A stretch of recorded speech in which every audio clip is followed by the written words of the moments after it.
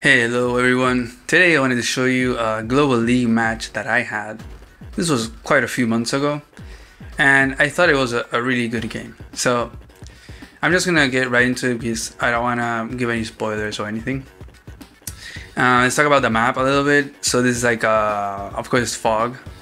It's like it's a 3 base. You got this 2 base going this way, and then this 2 base going this way, and then you got the 1 base area that has a lander, and so you can drop off over here. This is the only area that you can really drop off, and so you can start capturing. You send tanks or recon stuff like that, and you got an airport here as well, and this is a pretty strong airport really. It's really forward, so you can reach here in 1 turn or this area in 1 turn, and anti-airs are gonna take forever. So definitely a lot of use for air units here. Just you can definitely spam copters a lot, and it'll be hard to keep up those anti-air numbers. And I guess at the time I was just always picking Jess. So, very tier 4. Everyone's picking Jess nowadays. Over the past like year or something, it's been very meta to just auto pick Jess in any map of fog. She is very strong in fog, really. She really is very good. There tends to be more income, maps are very open, so tanks tend to be they tend to dominate the land of the fog. You can just swing back and forth with tanks.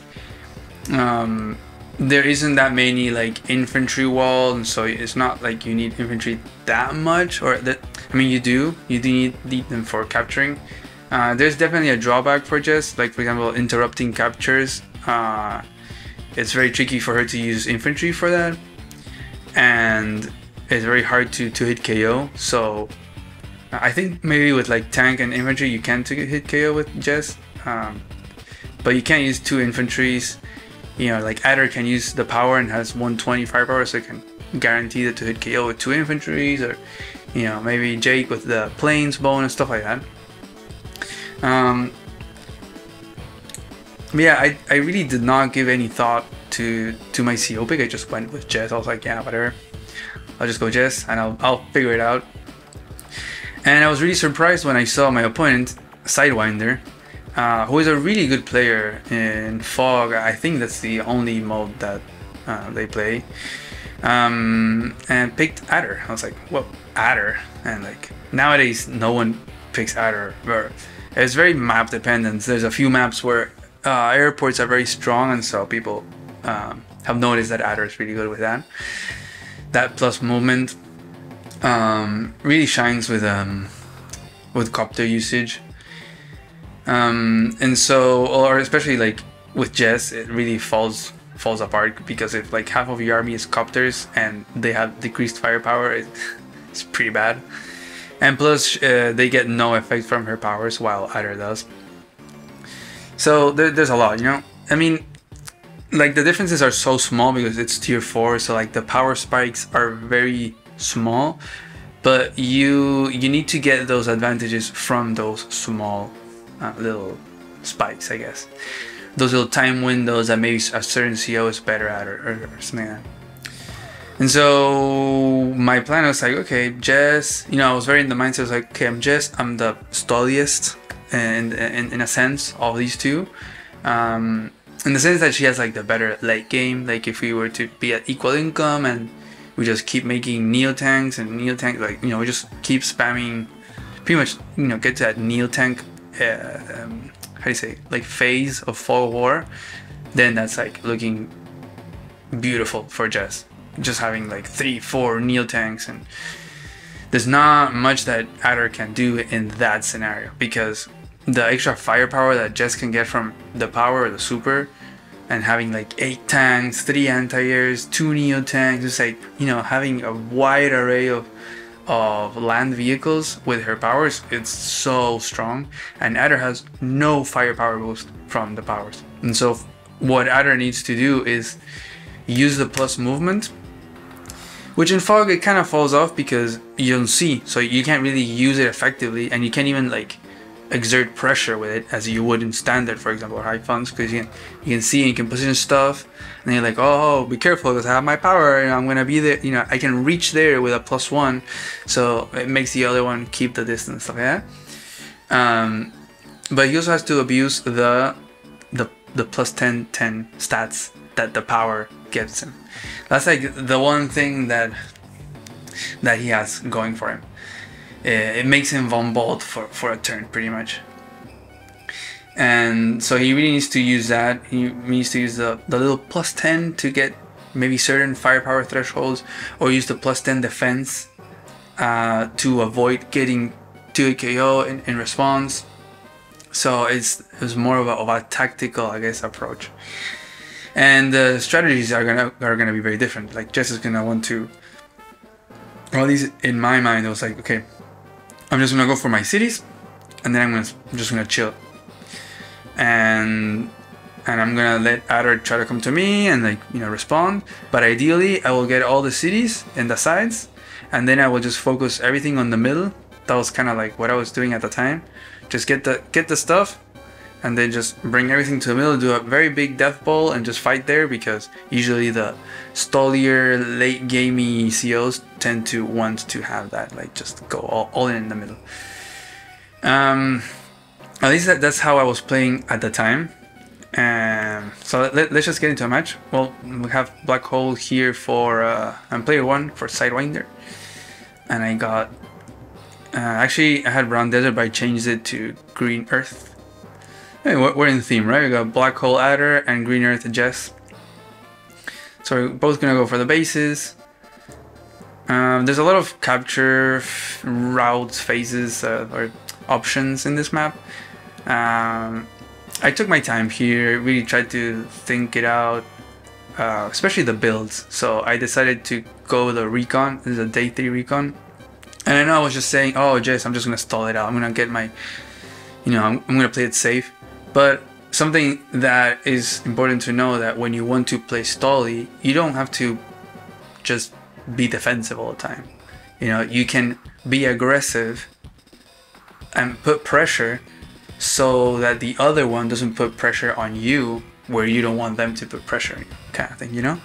It's the whole, like, is that saying, like, a good offense is a good defense, or a good defense is a good offense, man, you know? Like, if you're putting pressure and you're attacking, you're forcing them to defend, therefore they're not attacking you, so you can be more chill. You know, that kind of mentality. So I went with a day 3 recon. Day 3 recons are to put pressure. They cost you a lot in economy, but I also feel like in this map it might be a very good and very sound play, because there isn't that many captures here for this base right here. Like, this one is gonna go here, this infantry will later go somewhere here, and this one's gonna go here, and that's it. Like, there's no more. Then this one's gonna move forward, maybe capture this. Like, you will need like maybe 2 or 3 more infantry to go to this area or the middle. But I feel like this base is responsible for a lot, and so maybe this base can just jump a few infantry over here and jump them on the lander, and just drop a few over here, because you need like at least 2 infantry over here to capture this stuff, and then you would want to shift them towards the middle and get these. So day 3 recon, it does usually hurt your economy, but maybe here not that much. We're already doing different capture routes. Sidewinder is going like with this infantry towards the middle. Yeah, it was a little bit different, but he went with the day 4 recon, so a little bit later recon, so more infantry early. And there I go. I'm gonna load up these infantry and go one here, one there. So this one's gonna go over here, this one over here. I'm sure there's also like a T-copter maybe opening of some sort, but I'm not sure if it's worth maybe to go to the center. It's definitely something that I'm not going to do. I mean, I already went with a recon, and Sidewinder went with a recon, so neither of us went for any T-copter opening. So okay, so we're both finishing these captures here. I get 2 infantry over here, and he gets 1 over here. And I send the recon towards the middle. I think you have 2 options. You can send the recon towards like the middle or like this area, or you can send it towards this area. But the thing is that going with a recon towards this area, at least I was thinking at the time, it could be countered by a tank really fast. Like you make a tank here, you know, weak base tank or weak side tank, load it, put it in these planes, and it's covering literally all of these cities right here. Because if it sits right here and you attack with a recon, say here to this city, then it does 2, 3, 4, 5 attacks the recon. It also covers this city, and it also covers this city. Look, 1, 2, 3, 4, 5, 6. So I was like, yeah, I'm probably not gonna go here. I'm gonna go more towards this area. I had also seen a replay. I think it was like Tordred versus Starflash. Oh, and I base skip. Well, I make a tank because I wanted a tank. I was expecting harassment over here from a recon. But yeah, I had seen a replay from Tordred and Starflash had sent the recon more like towards this area. So that is what I'm going to do. And it's also what Sidewinder does as well. Like we're doing the same thing, only that my recon is 1 day earlier. So I did day 3, did day 4. And I'm going to finish these 2 captures. I'm going to send the recon all the way to the city. And it's a great spot because now I get vision of this infantry and this recon. And I get to see that this city isn't captured yet, which I haven't started yet. But this already gives me so much information. This is the first time that I see units, right? And this is what I mean when in Fog you can, with how little you see at the very start, it can tell you so much. Because I saw this and I was already going to the move planner and playing the simulation of Sidewinder's turn, trying to figure out, okay, this recon, it's here, right? So it takes 2 turns to come from this base right here. Maybe from this one 2, 4, 6, 8, 3, 4, 5, 6, 7, 8. So regardless, if it was in any of these 2 bases, it took 2 turns. So this was a day 4 recon. I already knew that. I wrote it down, day 4 recon. Why is that important? Because if he makes a day 4 recon, then I know the funds. If I'm playing out the capture like phase of Sidewinder, I'll know that there's not going to be a tank, or at least that the tank will be like 1 day later, instead of being like the earliest would have been like a day, I don't know, 5 or day what was it, if this was a day 6, yeah, day 5 tank was probably the earliest. Then if there was because of this recon, it means that the earliest it would have been instead of day 5 a day 6 tank. Now why does that matter? We'll get there in a second. Anyways, I load up my tank, my infantry. There, beautiful. Now this infantry can probably go here and then walk over here, or unless this one goes here, but I think this one will probably go to the mountain. This one can go to the mountain and go here. There's a lot of options. And this tank is kind of to like cover the area. And I see that, because I see the recon, I'm like, oof, nice, I got the tank. The only thing that would suck is that if the recon goes down here and I have no tank. So let's see what happens. So Sidewinder doesn't go for the chain, goes for the mountain first, goes this here. I think this is smart. This is probably what I'll do, I think. I don't know if you can hear, but there's like a party going or something. And Sidewinder decides to just park the recon here instead of going for an aggressive approach as well, like I'm doing. It decides to actually play more defensively. Like, okay, what is this recon gonna do? And so I have the option now, right? Of I see an infantry, I can attack it with my recon. I can interrupt the capture.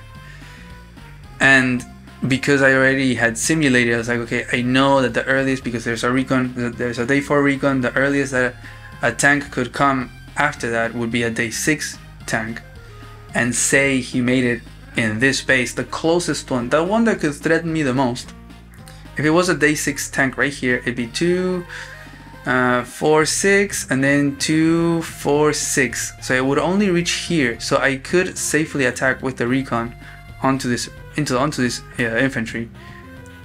And that's what I do. I go and hit it, and I hit it actually next to the to the recon. I think because I wanted extra defense from the planes. Yeah, that's probably why I did it. So boom, there you go. left it at 5. That's nice. Nice little interrupt.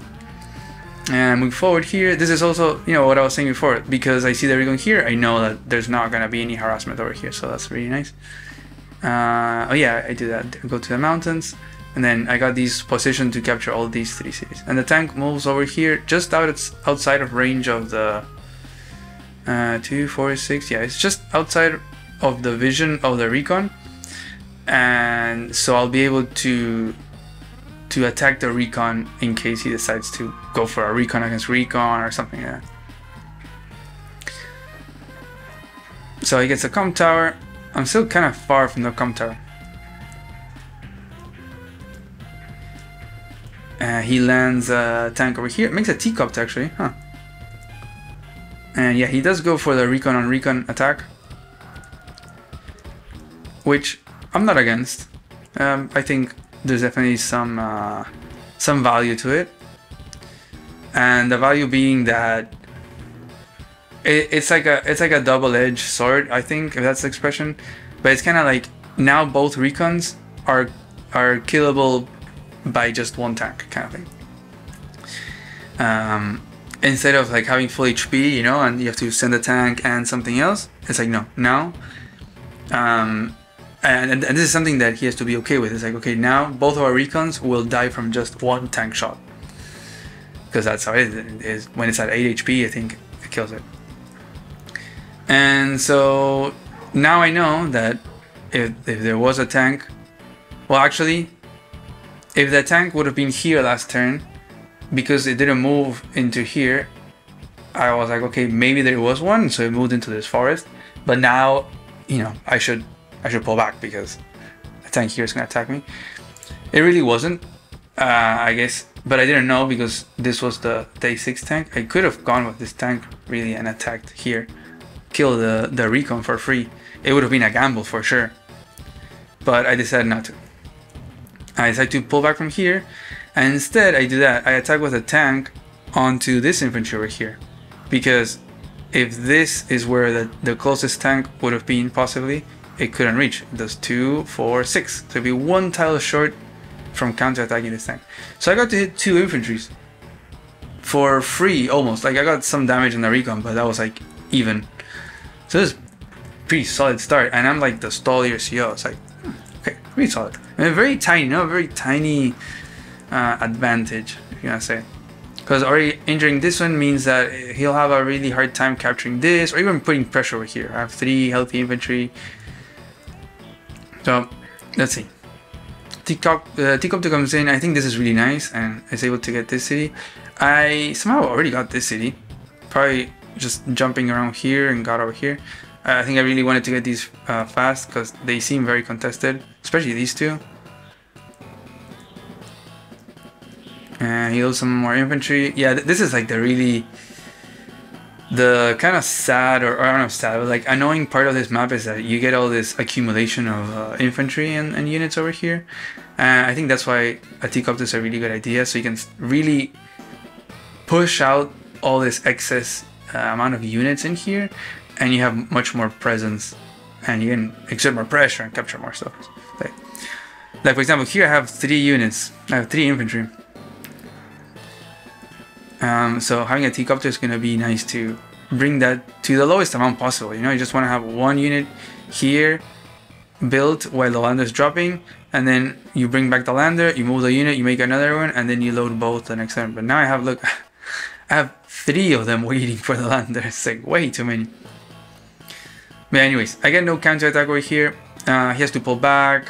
This tank is coming over here, so it's looking good. So now that I've done all that damage, I'm like, okay, now for sure I need to like get away from here, because the tanks are gonna start streaming in, like, and unless I have backup, I can't really sustain this attack here. But I did my damage, and I'm happy with it. I'm gonna go take the middle, so I take this forest. I also take this little forest over here, and you know, I'm going towards that I was saying. Like, I got the sides. I guess I'm still missing these 2. I was thinking like I need to get these 2 more and this one, and then I can just bunch up everything in here. But having already the middle is really nice, because I can see everything And investing to taking out this recon over here is gonna be a lot. And you see, I'm bringing my tank, my LR1 tank, my copter. I make a T-copter, so as to do that to start pushing out more units from this area. Make an anti-air because yeah, air units are gonna be very prevalent. I hadn't seen a copter yet, but I can, you know, very well assume that Adder will be making a lot of copters. And it's like you want to take Jess into that stage where you have 2 or 3 anti-airs already in the game, and not, you know, into that like very death ball-y, like big accumulation of units where using that power or super can like really just like be like a tractor that just runs over everything. And well, Adder is gonna have trouble because he doesn't get that firepower boost. And the classic is Adder just making like a ton of copters, having 5, 6 copters, maybe a bomber, I don't know, just like a lot of air units.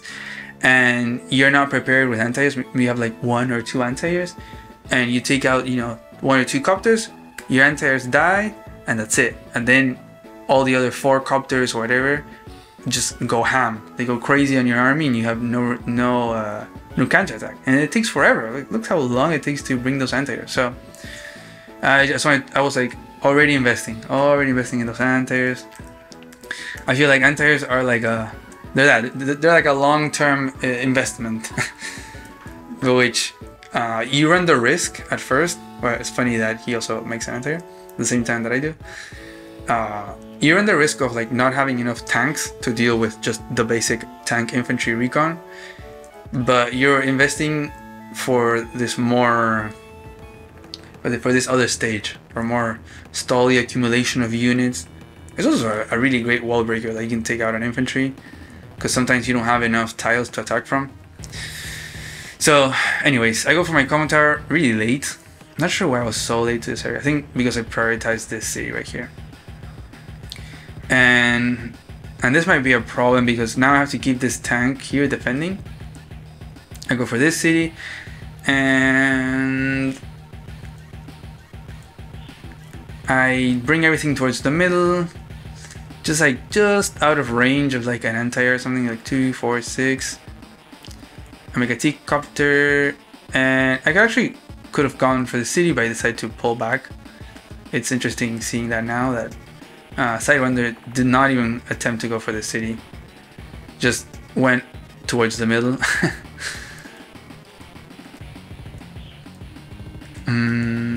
Make a copter, tank, image. And he also makes a black bolt. Wow. So yeah, we're both like in that situation. But I guess also because you have this base, it's so close, you can just bring infantry and then you ship them over instead of having to walk this whole long way. Transports are definitely a must in this map. At least it felt like that. So there goes the black bolt. So now every turn he's gonna be able to be shipping 2 units. It's almost like this is gonna be the strong side now, really.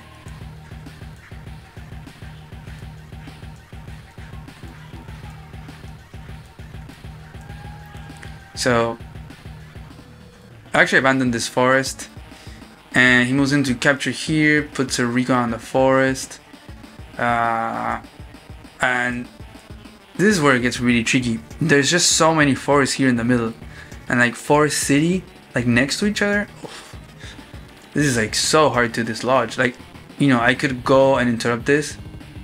I have vision of everything, right? I have the recon, I can see everything, but I could send an interrupt, but like to take out this recon I need 3 tiles. I need to 1 to see, 2 to kill it, and then it could go 1 unit here, 1 unit here, take out the infantry, and then attack from the city, something like that.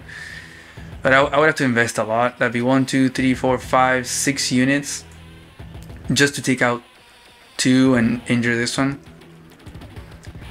So I get the comm tower. He's here capping this infantry, and I wanted to go into the forest, but yeah, I'm like, whoops. And this is a bad move here. I should have put this infantry here in this forest probably, but I was getting greedy. I was like, okay, I got a really nice start. I didn't like that he was capping this city right here, because I was gonna be at an income disadvantage. Maybe I should have gone for this one. But I started to be like a little bit impatient. I was like, oh, okay, my little advantage from the start is not gonna pay off if I'm gonna be at an income disadvantage. And so I moved here to get vision of the city. To maybe he wasn't capping it yet, so I could move this infantry here and then next turn capture. That's what I do. But no, there's an infantry right there, and now it's in perfect range of these infantry. So this infantry is a dead infantry. I do some weird movements here. This copter goes like that just so the recon thinks that the copter is going somewhere up or something. Same with this tank. Yeah, it looks like I was trying to accumulate here in the middle. I really just wanted to protect the city. I didn't even go for the interrupt here. Maybe I should have. I did have a lot of infantry, so I could have like sacrificed one infantry. But I was playing more like, oh, I'm gonna stall. You know, I achieved my objective in the start of getting some harassment, and now taking it to here, to in the middle, have that one big death ball fight. So there you go, dead infantry. He attacks me here. It's in these infantry fights that having lower firepower infantry with Jess really hurts. My recon goes down.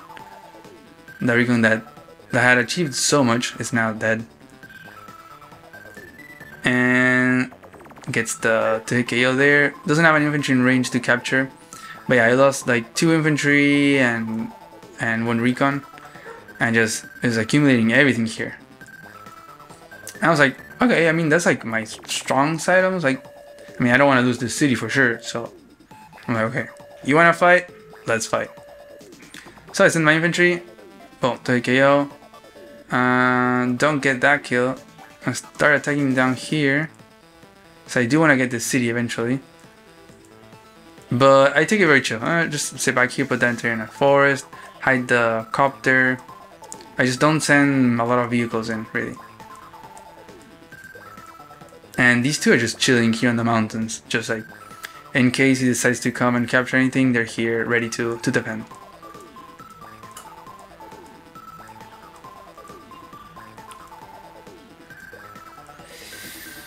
So let's see what he does. Recon comes in, takes out my infantry, and goes and heals up. Copter, and ooh, doesn't get the KO. It could have been because of the slight chip damage, but it's gonna get it with that infantry, and gets to put the tank there and attack my infantry. So I just lost the tank. I lost a tank, a recon, and I've only killed infantry. Actually, let me check that. Let's see the stats. Yeah, I lost a recon and a tank, 4 infantry, and I only killed 2 infantry. That's it. So all of a sudden I was like, oh, from the start I was doing so well, and now that we got into this mid game, look at the classic infantry flood, everything in the front. Sidewinder has got just better tactics or better way of using units, and I've lost more valuable and more units. I lost a tank or recon. I mean, it could all change in this turn. No, it is my turn now, so we'll see what happens. But I was like, oh, I was so frustrated. So we're gonna 2 KO this infantry. Luckily, just can still 2 KO infantry on plains. On forests, it's a roll because 100 firepower does that. Tank takes out that one. I'm gonna send in a tank. So this is the nice thing about Jess, is that every day you can 2 KO a tank with 2 tanks. And so when I send my anti-air on a city, take out that copter. So that's nice because it would require 2 tanks to take out this anti-air.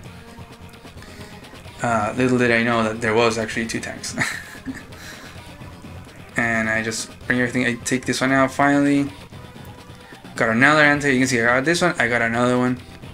I think that's also why I was comfortable sending this anti-air, just because I had another one. And I should probably make another anti-air. I also had a few copters as a way of hitting copters. I wasn't really going to use them to attack tanks. It was just to like take out copters, pretty much. Okay, I just make 2 tanks, 1 recon. And we got the side slip. So up to there was my counter attack. It was kind of even. I just took out a tank and a copter and 1 more infantry. So pretty similar, right? Now I got sides. That means this tank can reach, and that's probably it. But we'll see with the extra stats and stuff. So infantry attack takes it out. Tank, infantry, KO. That means there's only 1 tank. Oh no, actually there's this one. Oh no, anti-air? Oh, okay, I didn't know that.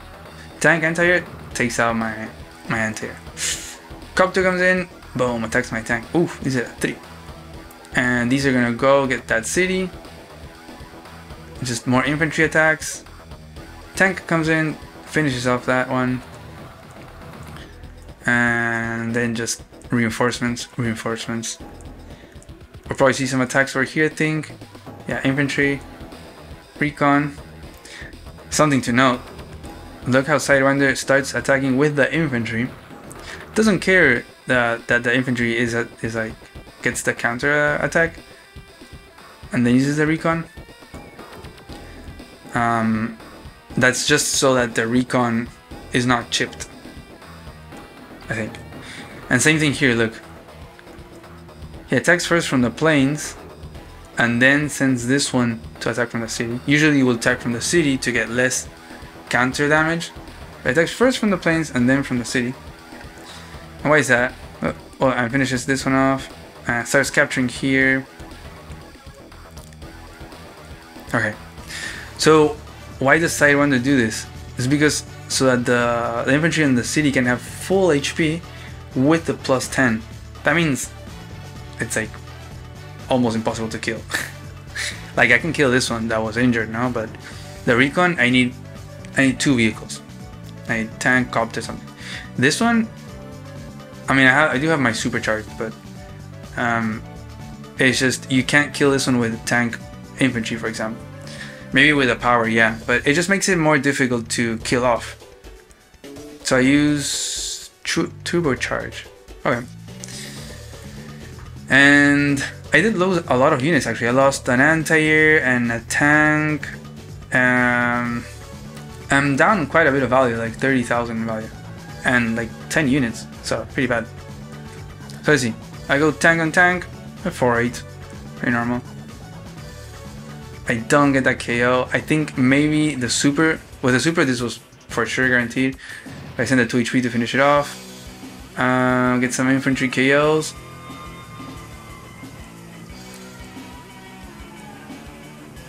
Get these kills and damage there. I started this capture, which is nice. I go for this interrupt.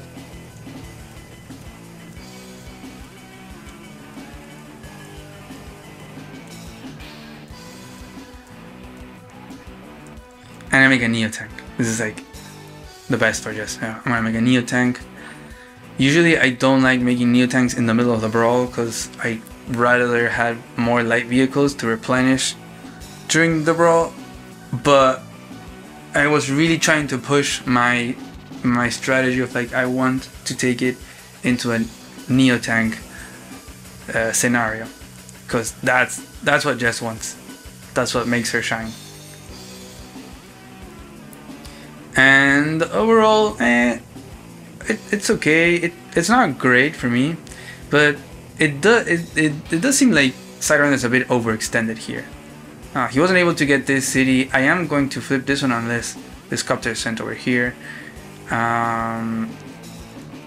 So let's see. Copter goes down, and the center is on this forest, which is incredibly annoying. I lose more infantry. I get my anti-air taken out, so now I have no anti-air, which hurts. But I do have 2 more copters to deal with copters. My infantry get picked off over here, and there's quite a bit coming over this side as well. A lot of infantry pickoffs, and just like with like no counter damage also, like just at 9. I think probably if we look at infantry kills, I lost 11 infantry and I killed only 7, so that's 5 infantry difference there. and that matters. And what does matter? Look, you have all these, even if they're injured, they're placed very nicely so that they're like blockers. And the less I have of infantry, the harder it is to me to clear out the way for me to get vehicle on vehicle attacks. So very good use from Sidewinder there. I could technically kind of pull back, but I do want to push back a Sidewinder from the city. I don't want him to get it, so that's why I keep fighting here. I'm gonna take out that infantry, take out another one, so I kind of pick off all the weak ones. I'm gonna bring in my Neo tank. Yeah, and I do send this tank here, but I kind of pull back with these. I do want to have these vehicles alive for the time that the Neo tank arrives. And actually Sidewinder makes a medium tank, which is usually like a no-go in Fog, but maybe some maps can definitely have some merit in making a medium tank. Especially this one, because you have a lander, so you kind of like drop it off here. It's gonna have the same movement the first turn than a tank or whatever. It's just the next turn is gonna be 2, 4, 5 instead of 6. So it's kind of the same thing. So I think it's not a bad idea. And finally, Sidewinder starts capturing this city, which I am, of course, not gonna allow. The reason why I used turbocharge, it was to have the possibility to use turbocharge again. So that's why it's nice to have that power there. I sacked that infantry to get that KO. I used turbocharge. I guess in an ideal scenario, I would have this Neo tank already here, so I could have used it a turn later. Not sure why I used it. Let's see. I think it might have been for a firepower reason. I think it was this, which is so sad. Because without the power, I could not take out this infantry with copter infantry. And I think I wanted to do it because I wanted to use the tanks on this tank and this anti-air stuff. So let's see. So I get that attack. I get a copter on copter. Take out that one, take that one out, and then I think I attack this tank. Yeah, boom. Oof, look at that damage. It's crazy. And I bring my Neo tank. So even after that attack, I have my Neo tank covering everything. So that's really nice. Even if something shows up here, an anti-air or something, this Neo tank is going to be able to attack. But there is a danger. Oh, and I guess I forgot to mention this, but you know, there's an airport right here. A bomber could be made and like attack my Neo tank. Like literally like 2, 4, 6, 7, 8 with a power. That's crazy. And what I do like to do in Fog is this. For whenever I make a Neo tank on a base, which is always going to be your most forward base, of course, the very next turn I make an anti-air.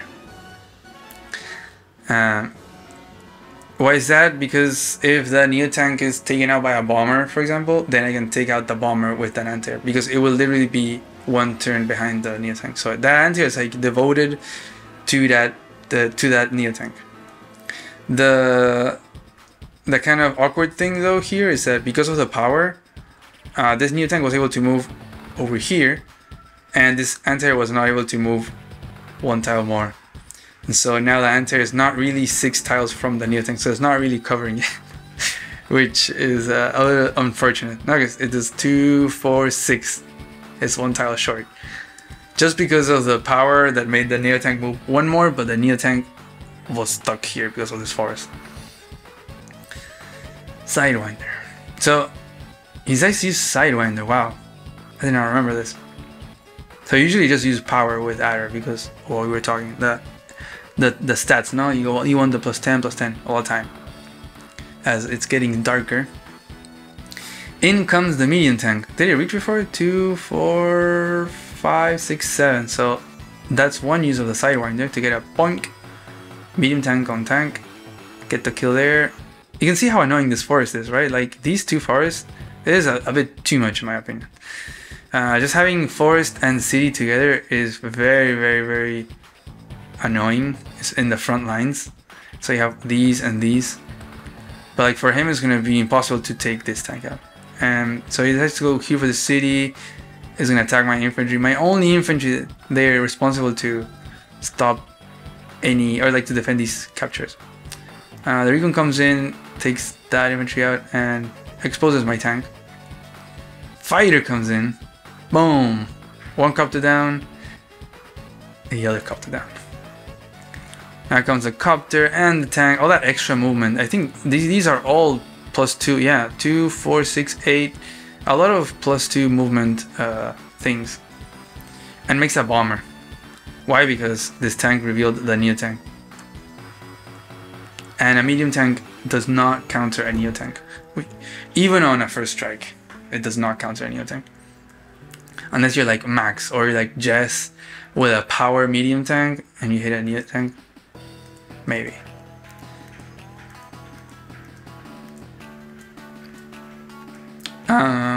But anyways, I saw this turn and I was so frustrated. Just the tactics that this guy uses is so well done, so well executed. Very well use of blocking, using the tiles, using the 3-star terrain and the forest, and just making it really awkward for you to attack back into. It just reminds me of players like Voice of Akasha, but he doesn't play Fog. He only plays standard and high funds. He'll position stuff in a way, like he'll attack like conservatively, but in a position so that you can't really do any damage back. Or if you do, then you're gonna get countered really hard. And so something very similar here by Sidewinder, but in Fog, which is different because you don't really know what is on the other side. And so it's more of like, okay, I'm gonna use this forest, I'm gonna use this 3-star terrain, I'm gonna receive counter damage on the tiles that don't offer defense, and then put a full HP unit on a tile that has defense, so that one is unkillable. And you know, with the stats now, it's really annoying. It's hard to take out stuff. So I need to use this recon infantry.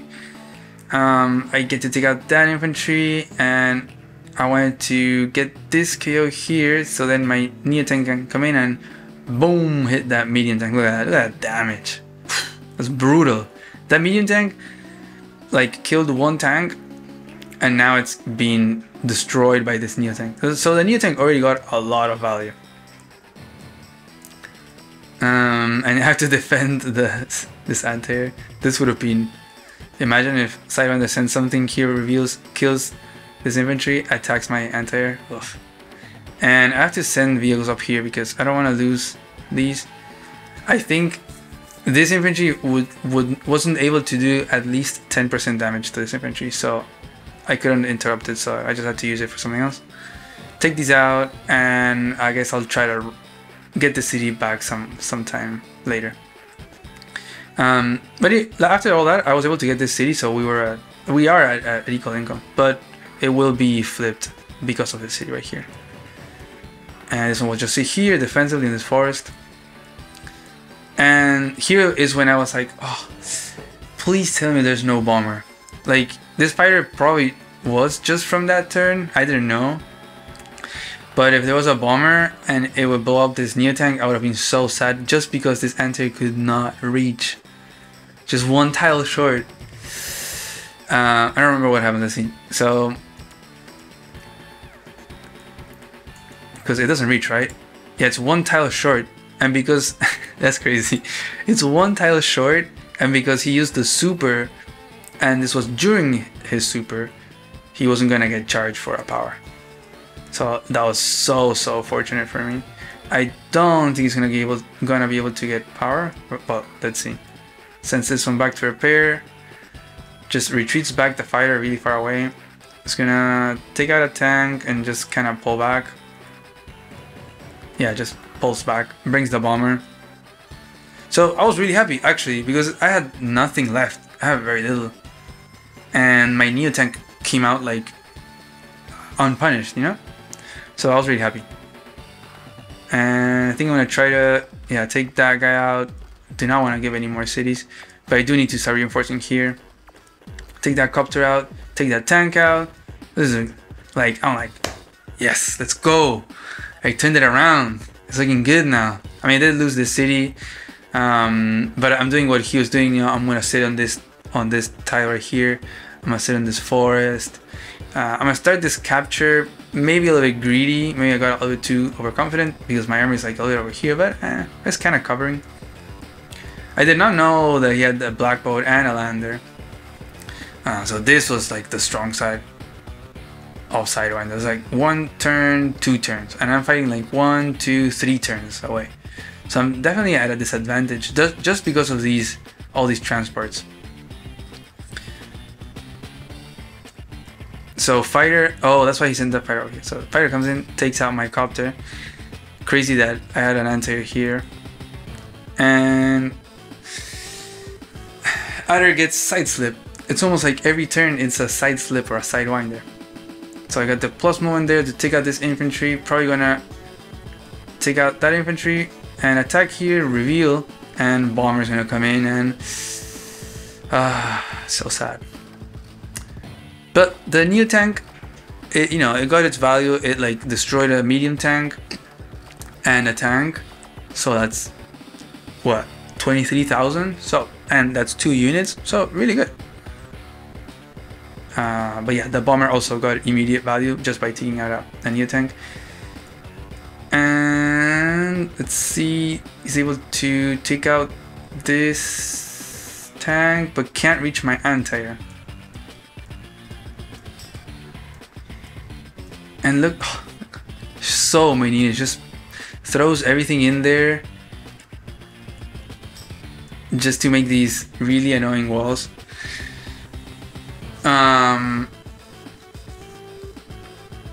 But I have my supercharge, and so I remember being like, oh, can I reach the bomber? Because if I can kill the bomber with this anti-air, then that would be huge. I feel like that, well, it wouldn't have been GG, but I don't know, maybe. So anyways, I'm like, okay, I got the super. Jess has an amazing super, so I go for it. Overdrive. I also I'm gonna get this hit right here. And it was a roll, and I don't get it. I also send in this tank over here. It can reach because of extra movement. And I get this recon attack here. And I remember not being able, I didn't plan this turn very well. And so I was a little frustrated, and yeah, I sent this anti-air to attack this T-Copter. I was just like, I'm just gonna attack stuff. I was kind of in the mentality of resigning. So I start taking out stuff, and I attack stuff, and yeah, and that's it. But if you look closely, I could have reached the bomber, I think. Let's go back.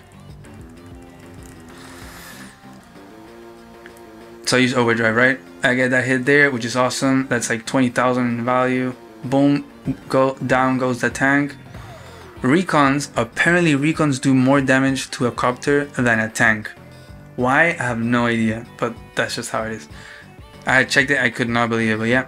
It was more likely to KO this copter with 2 recons, or like recon tank, than it was with tanks. So I got this hit here, and I did not realize, if you see, I think this recon could reach. Maybe not. Oh no, actually, I could have reached like this. If I don't do this, of course, I don't send the anti-air. Like, this tank can take out this infantry right here, and then this tank can go like this, take out the copter, and then my anti-air can go like this and take out the bomber. And that'd be like GG. I mean, I'm not sure if GG because there was still a tank, but I'd have 3 tanks versus 1 tank, half a medium tank. It would be looking amazing. Like, I also got this over here, but I just kind of like threw everything in there. I did not plan this turn, and I was so frustrated when I noticed that mistake. And it's just those tiny little tactical mistakes.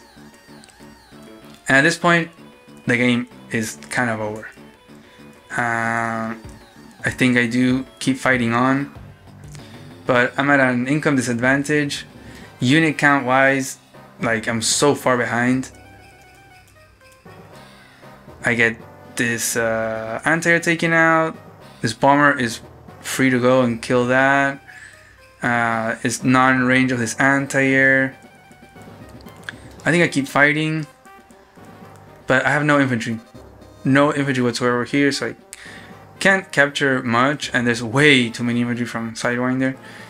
Just my unit value, unit count is really low. The anti-air is shooting at infantry. He's giving me a really hard time to capture this pack. I keep shooting at stuff. I take out more stuff.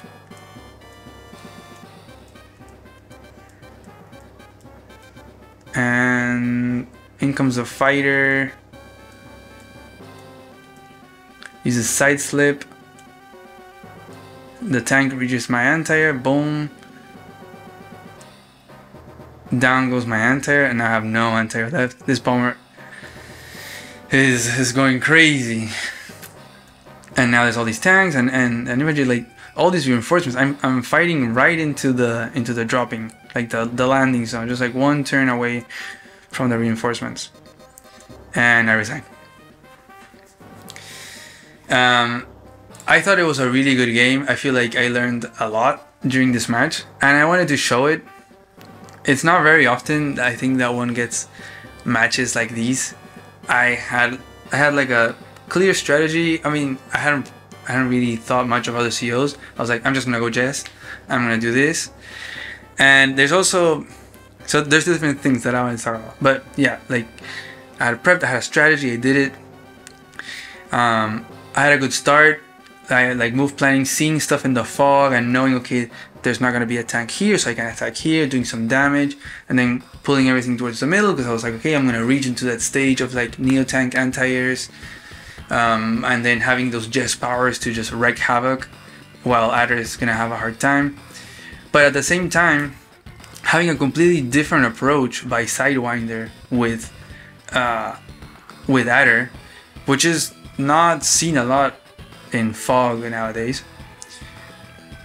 And maybe it's because of this forward airport.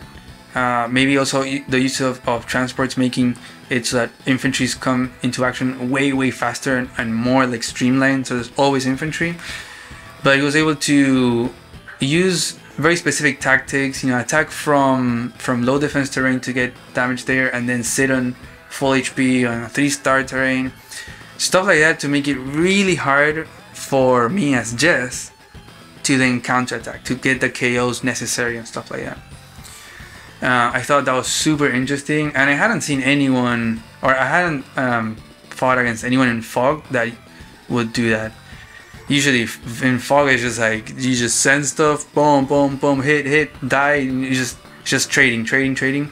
I guess the only other player that I've seen do that is Tordred. I guess Tordred and Sidewinder are similar in that sense. Both very tactical players.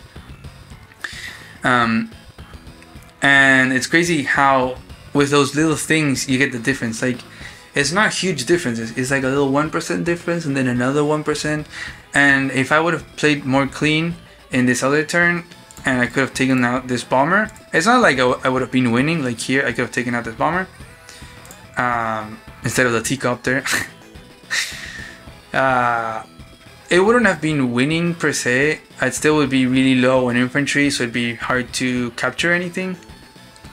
But at least I would stop this bomber from one-shotting stuff, and I'd still have all this value. I'd have like 2 tanks alive.